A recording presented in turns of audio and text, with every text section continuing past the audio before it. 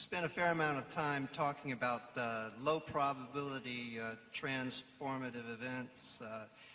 I recall a discussion on the probability of a nuclear event not occurring in any given year for, say, 50 years, at which point it begins to look like over the time period it's pretty darn likely, and therefore the expected value is a pretty big negative.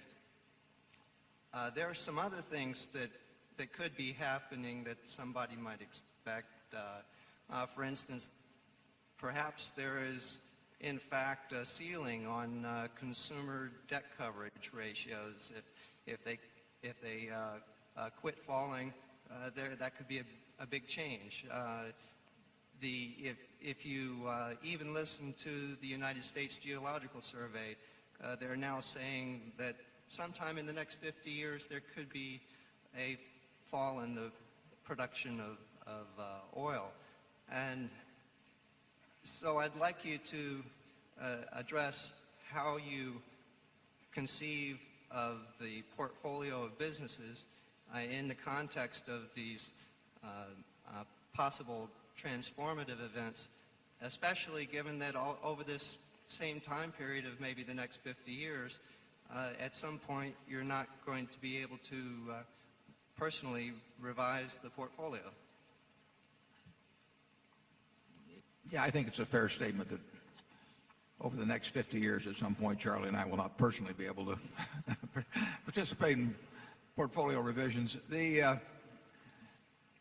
Well, you're quite correct that people tend to underestimate low probability events when they haven't happened recently and overestimate them when they have happened recently. That is the nature of the human animal. Noah ran into that some years back.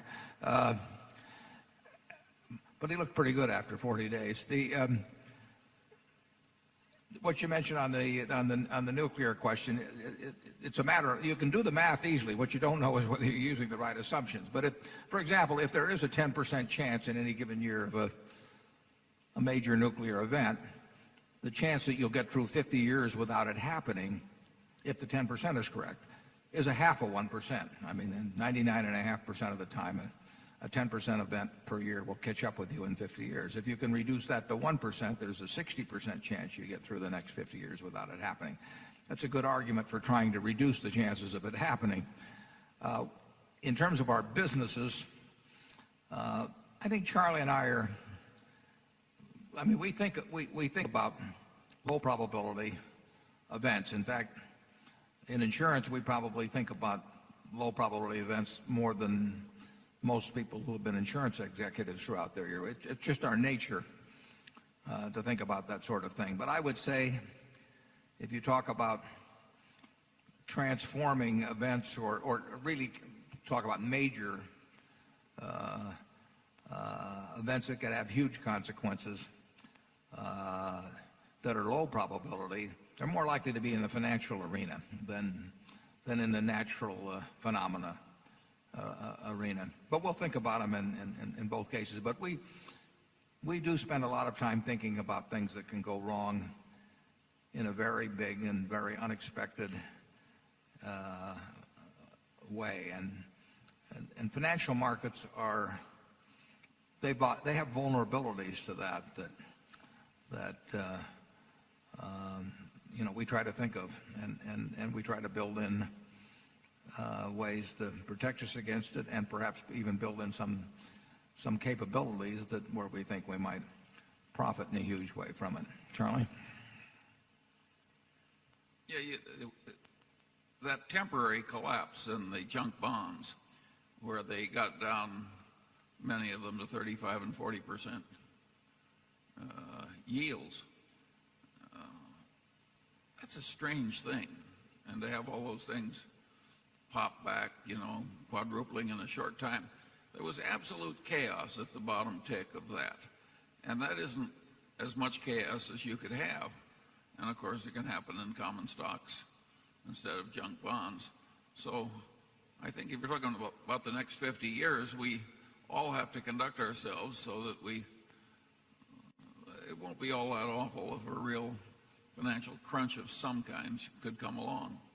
either inflationary or a typical deflationary crunch at the time that people used to have a great many decades ago.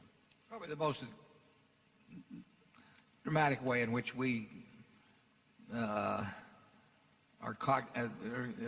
give evidence of your worries is we just don't believe in a lot of leverage. I mean, you could have thought junk bonds were wonderful at 15% because they eventually did go to 6%. You would have made a lot of money. But if you owed a lot of money against them in between, you wouldn't have been around for the party at the end. So we believe almost anything can happen in financial markets, and the only way smart people can get clobbered really is through leverage. If you can hold them, you have no real problems. So we have a great aversion to leverage, and we would predict that a very high percentage of the smart people operating in Wall Street at one time or another are likely to get clobbered through the use of leverage. It's the one thing that forces you, or it's one thing that ends or can prevent you from playing out your hand. And all of the hands we enter into look pretty good to us, but you do have to be able to play them out. And the fascinating thing to me is that, just take the junk bond situation. In 2002, you had people with a terrific IQ, tens of thousands of them operating in Wall Street. You had the money was available.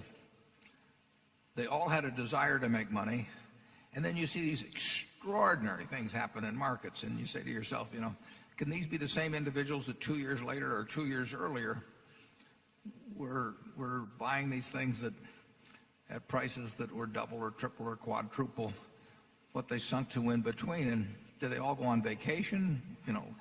Did they lose their ability to raise money? No, the money was, Wall Street was awash in money, and it was awash in talent, and yet you get these absolutely extraordinary swings. I mean, it doesn't happen with apartment houses in Omaha or, with McDonald's franchises or farms or something, but it's just astounding what can happen in the marketable securities department. And the big thing you want to do is, at a minimum, you want to protect yourself against that sort of insanity wiping you out, and better yet, you want to be prepared to take advantage of it when it happens. And now it's about noon, so we will come back and begin at microphone 2